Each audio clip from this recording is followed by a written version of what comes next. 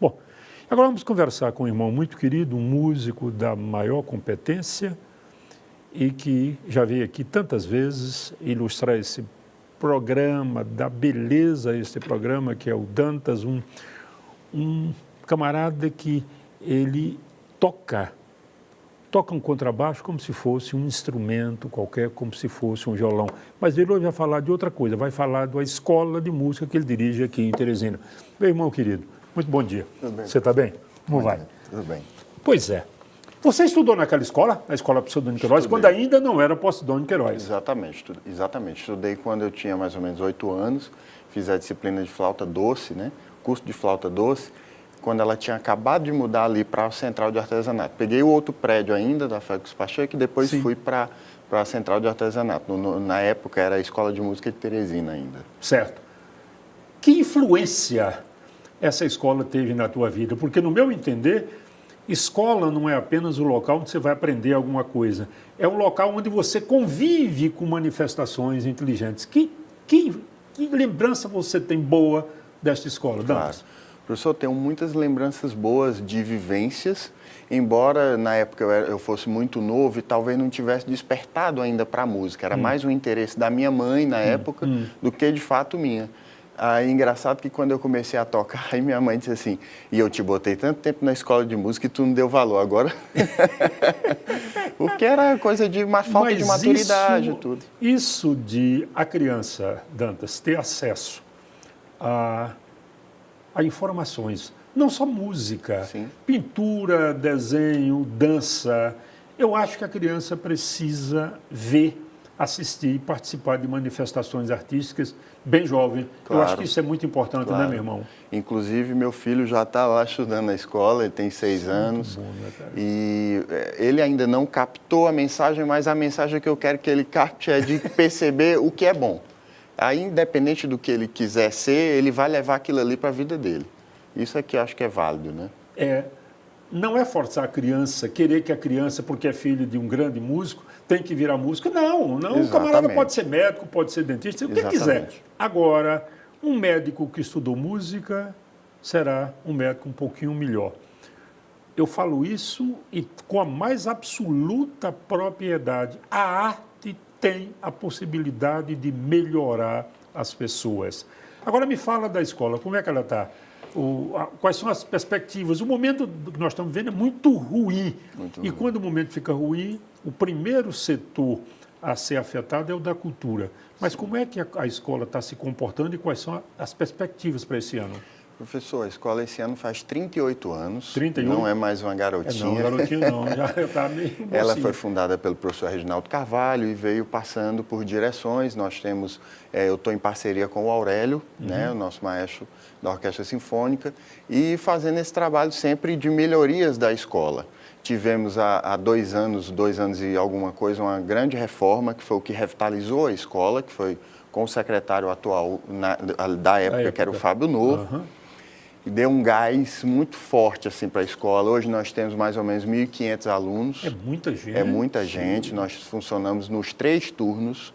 Então, não dá para dizer que nós não temos um centro de excelência musical, né? De ensino de música. Obviamente, sempre tem o que se melhorar.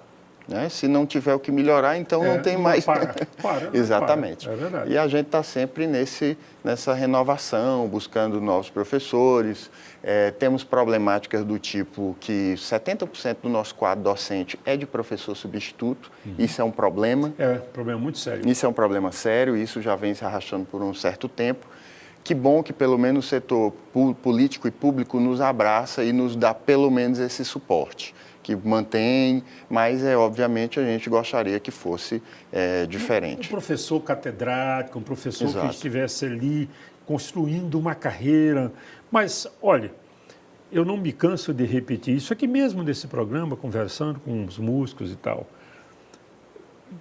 Essa escola mudou o perfil musical de Teresina. Não é que Teresina não tivesse músico, não. Tinha bons violonistas, tinha saxofonistas, tinha músicos, mas a disciplina... Você tinha bons, excelentes músicos, até tocando de ouvido, Exatamente. incapaz de pegar uma partitura, não é, o Dantas? Exato. Hoje você tem meninos com 10 anos lendo partitura. Exatamente, exatamente. Inclusive, por exemplo, o próprio Josué foi aluno na escola do Geraldo Brito. Sim.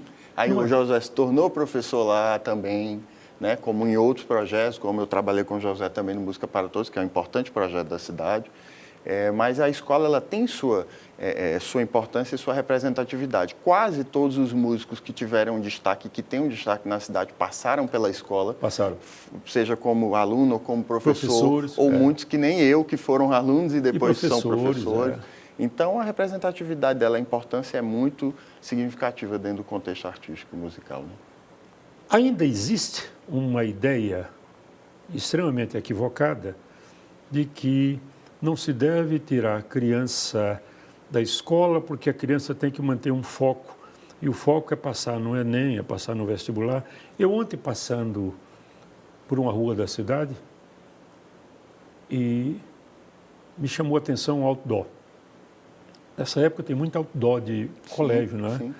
E esse outdoor, ele é de uma honestidade e de uma crueldade que era preciso parar para assuntar aquilo com cuidado.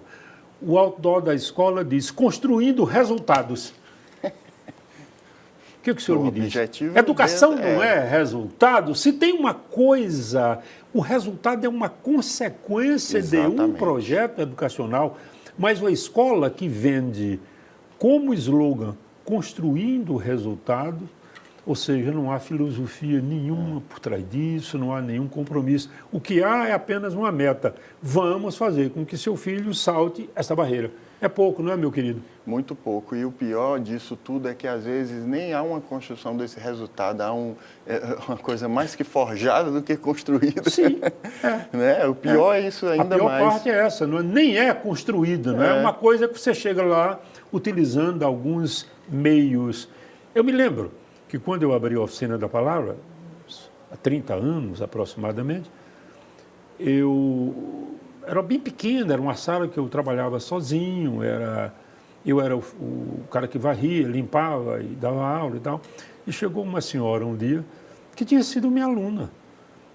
E ela chegou e perguntou assim, professor, essa Oficina da Palavra prepara para quê?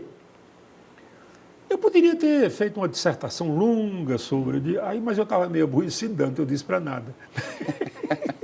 Ela disse, o senhor está fazendo uma antipropaganda da sua escola? Eu digo, eu sei o que a senhora quer.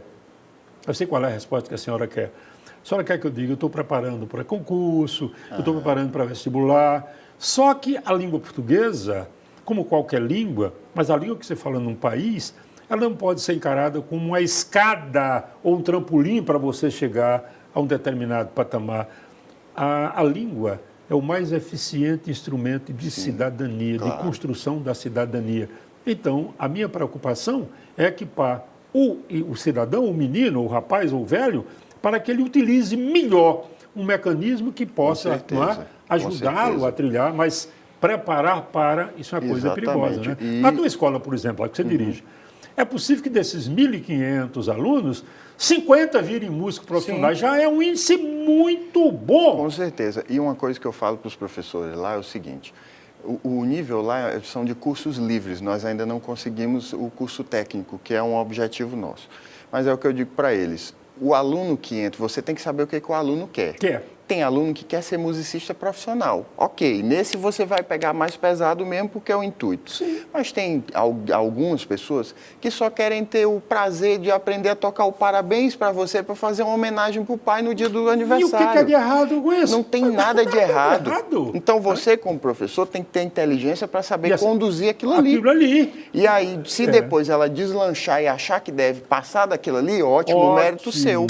Mas não tente enquadrar uma criança numa moldura, numa forma, porque não vai dar certo.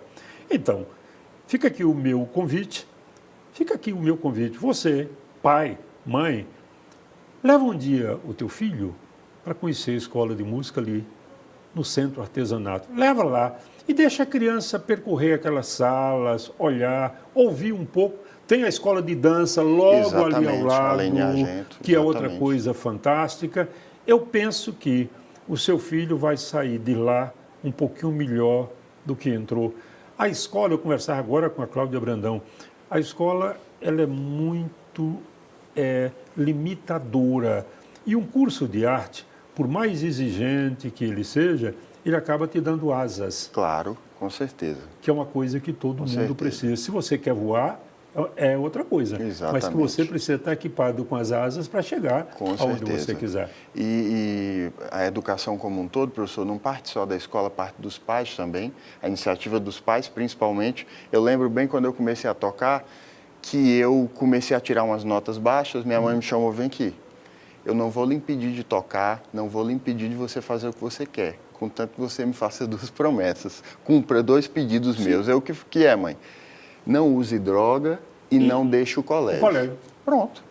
Foi o suficiente. Eu disse, não, pois eu peguei aquilo ali e levei. A partir de aqui, eu sei, se eu quero efetivamente... Me lembro muito... Tu lembra do Netinho, da flauta? Não cheguei a conviver. Era um bom músico, excelente músico. Puramente intuição, puramente intuitivo. Ele não lia partitura nenhuma, não gostava de estudar música. E me lembro que o pai dele falando com ele. O pai dele era muito consciente, dizia, Neto, você quer música? Meu filho, se você quer música, estude música. E ele dizia assim, fica frio, velho, fica frio, filho. Ele falava assim, fica frio, que eu, fazia com o ouvido. O ouvido é legal para o músico, né? Música, seu ouvido é um problema. Mas o ouvido só não basta, viu, seu Marcelo? O camarada tem que ir um pouco mais além, não é? Exatamente. Então, fica o convite aqui. Aposto muito nesse garoto, conheço o trabalho dele, fico feliz que ele esteja dirigindo aquela casa, aquela instituição. É preciso, não basta que o camarada seja um bom músico, é preciso que efetivamente ele ame não só a música, como a possibilidade de criar mais música. Meu irmão querido, obrigado pela sua participação. Aqui é uma enorme alegria.